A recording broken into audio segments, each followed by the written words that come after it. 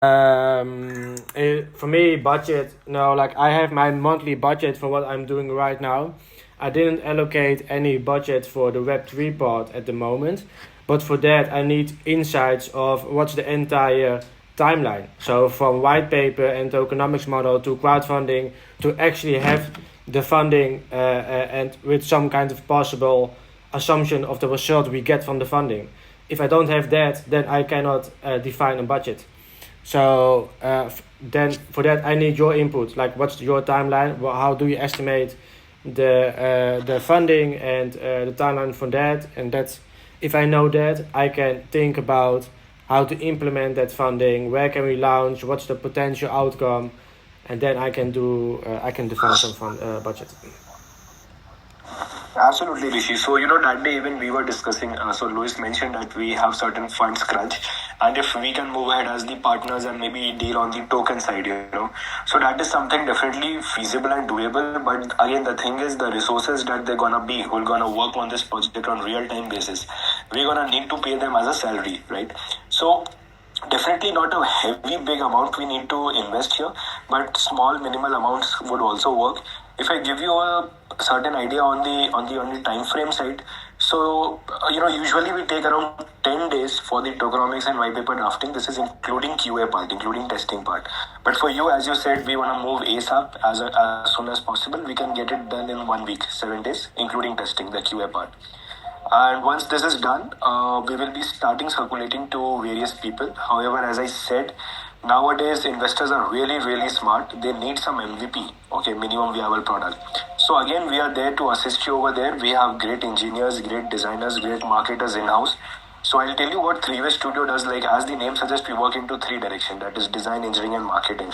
And we work as the aggregator, as an accelerator. We help people to migrate from Web2 to Web3, giving them a full-fledged solution, a kind of one-stop solution for all the Web3 services. I myself is an ex-Polygon. I worked as the product manager over there.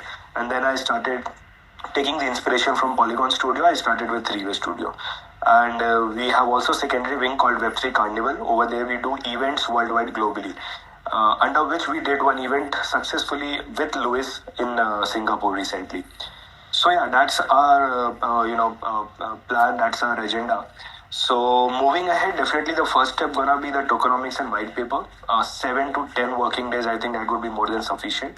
After that, we'll start working on MVP. After this call, I'll also get you a very detailed roadmap, kind of PRD, product requirement document, which you can go through, and you can make up your mind that if I give you a rough timelines on the entire project, I think 2 to 3 months. 2 to 3 months would be more than sufficient for the Web3 part. Okay. Now this is again including testing.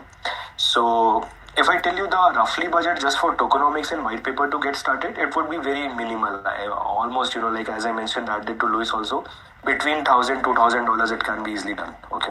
So USD, not SGD. So this is something we can move ahead for tokenomics white paper. And for the MVP part, I need to actually figure out with my team leaders, how much it's gonna cost in the design, engineering, and marketing part.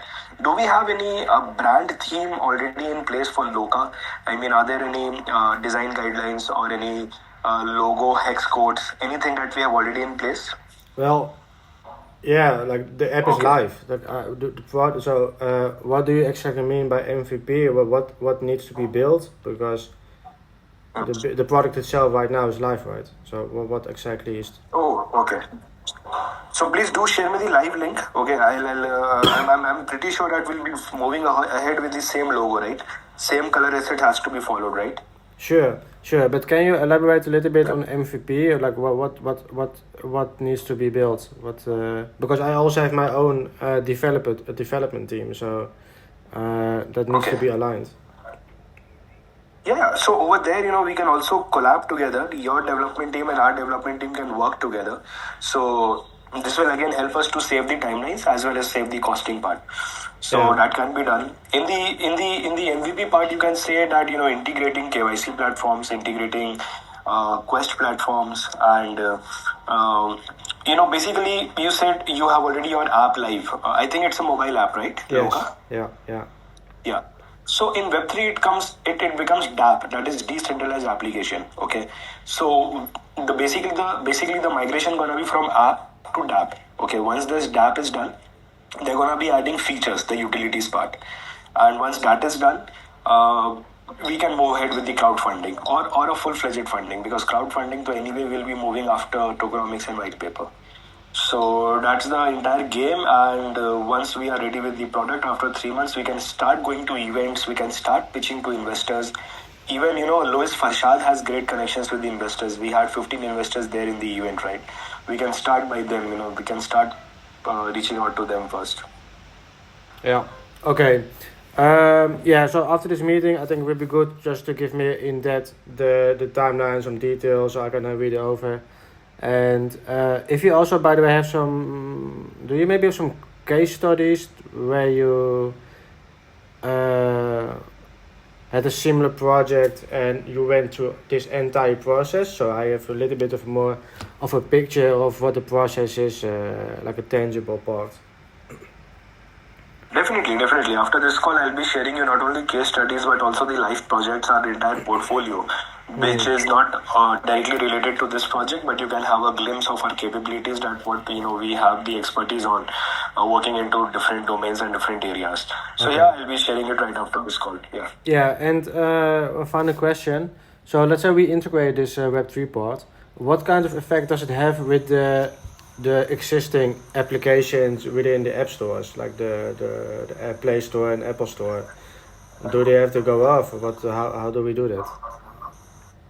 No, so it's gonna be remain same. It's just that we call it as DApp, decentralized. Decentralized meaning Sure, that yeah. nobody has the command, nobody has the control, But the process remains the same. We need to list it on the App Store and Play Store.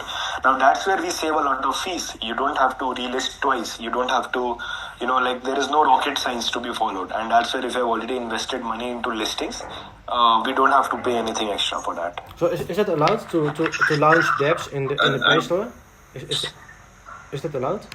Sorry? Is it allowed to list applications or like the dApps in the Play Store or iOS Store? Yeah, why not? Definitely. In fact, we have listed a lot of dApps into iOS and Play Store. Okay. Cool. Yeah. Okay. And so it's not possible to add the D app within the app. Is that something that's feasible?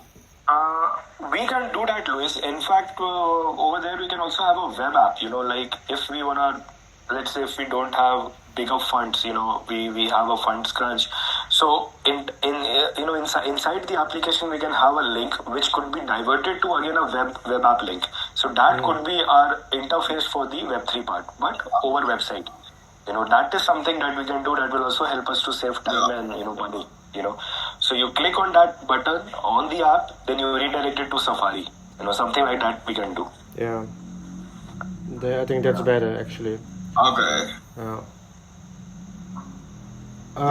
Yeah, because for now, for example, we have event features, right, in the app, like the standard coding in the app.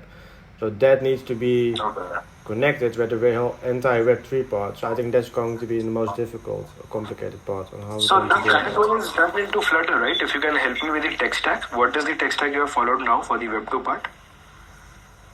Sorry, I didn't hear that. I'm asking, what is the tech stack that you have followed in the Web2 part? Is it on Flutter? No, it's on or Flutter. React? It's on Flutter. Flutter, perfect. And how would we do with the regulations part? Because that's also a thing that can be tricky if we add different different functions. So over there, Especially they could be. No, please complete your. Yeah, I mean, it could be considered security. So depending on the jurisdiction, is that also something that we would need to keep in mind? We have to, Louis. We have to. Over there, we have a separate legal team for consulting.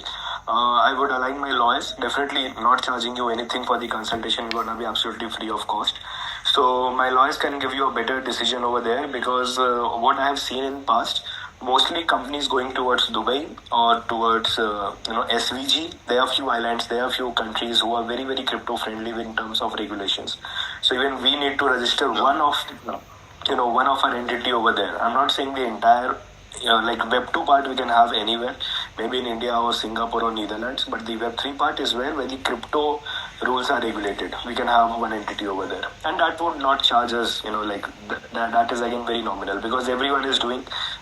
People know the market trends, and even government wants people to come there, so it's very nominal.